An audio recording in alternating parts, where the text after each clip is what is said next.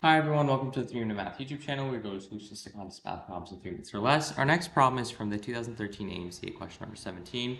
The sum of 6 consecutive positive integers is 2013. What is the largest of these 6 integers? So we're looking for a sum. We can rewrite, we have 6 slots, consecutive positive integers. We can kind of put x somewhere in the middle over here. So let's say we put x here.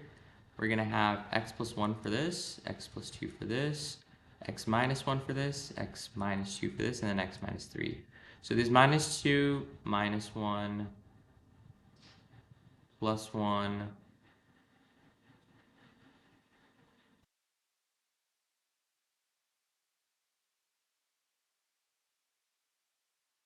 okay, and then plus 2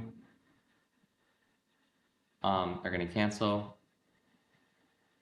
We're going to have this minus 3 left over here though, so it's going to be 6x minus 3, and we know this sum is equal to 2013. Equals 2013. So we have 6x equals 2016. Just divide 2016 by 6.